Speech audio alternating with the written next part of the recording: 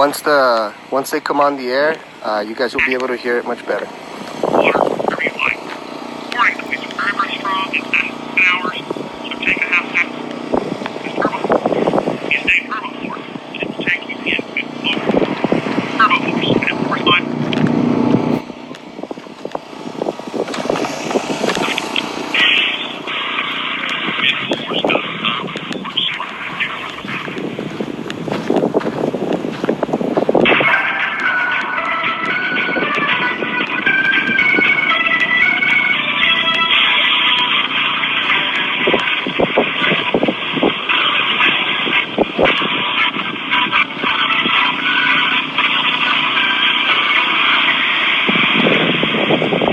Welcome back to the Infowars.com War Room, brought to you by InfoWarsStore.com, where we have 50% off all of our apparel right now at InfoWarsStore.com.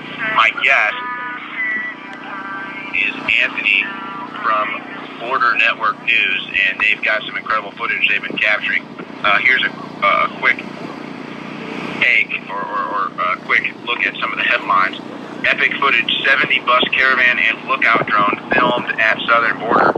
That story is at Infowars.com. Kellen McBreen has a story at Infowars.com. New Mexico government attacks citizen border patrol after 1,800 illegals cross in just 24 hours. That was just in one district, too.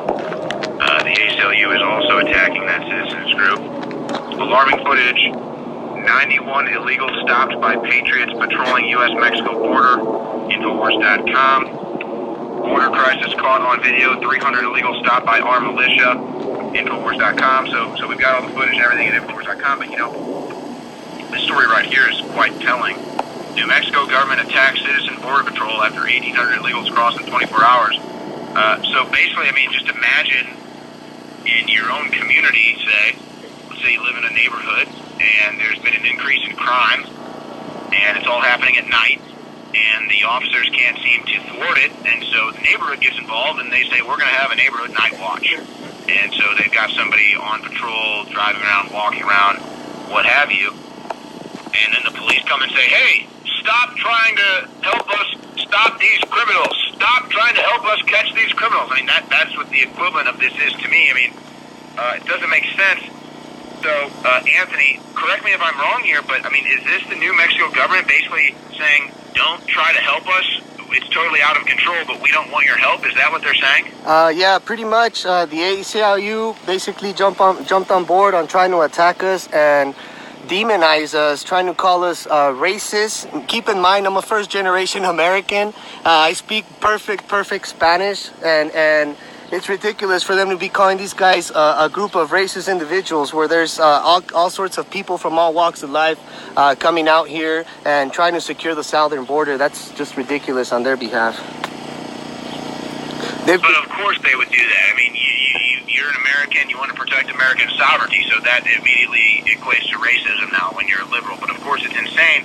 But what are they, do you think this is because of bullying by the ACLU? Because if I'm Border Patrol, I'm looking for all the help I can get. They can't even hire agents quick enough. Look, Border Patrol down here, no matter what the main Twitter page is posting, the agents that are down here, boots on the ground, know firsthand that these guys out here are doing a phenomenal job. I'm out here documenting with them day in, day out. These guys treat these guys with respect. Nobody gets hurt. And Border Patrol actually really appreciates these guys being out here, because since these guys have been out here, reportedly, these guys have helped apprehend at least 5,000 individuals in the last 64 days that they have been out here. Now, unfortunately, the train is about to pass by because I'm out here with them right now.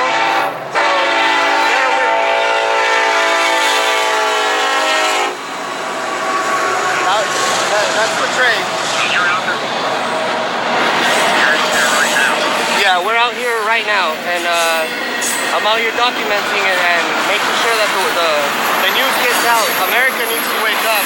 My main goal is trying to educate people in the states up north in America, because they seem to be the ones that can't swallow this pill. They seem to be having the most disconnect.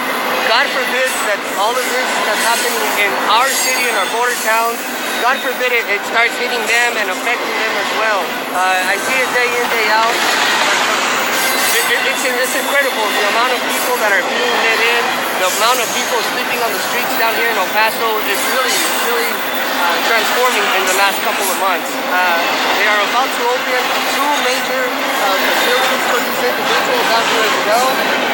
One of them, which the media is not covering, is actually right in front of a bowling alley. The Salvation Army is completely all over that.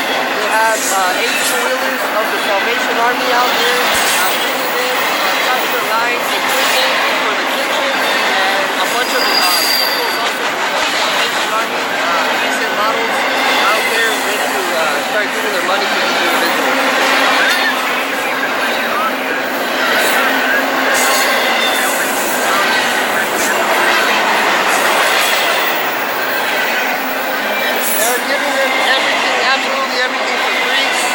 These individuals have been coming in here. Last night, 2 nights ago, I documented an individual that came in some fancy looking shoes with a leather jacket and had the audacity, after we apprehended them and told them to stop, after they were all sitting on the floor, he had the audacity of pulling out, it looked like a kid's shirt, like a little boy's t-shirt out of his leather jacket, laid it carefully on the ground so that he would not get his new jeans dirty on the floor. It's just unbelievable. They have $800 cell phones on them, and it's really unfortunate. I can only, oh man, it's just really unfortunate that this is happening in my city. What do you equate that to? I mean, we've got all kinds of issues at the border. You've got diseased people coming, impoverished people coming, drug running, gun running, human trafficking, and then, like you said, you've got people coming across with brand new iPhones, brand new shoes, brand new everything.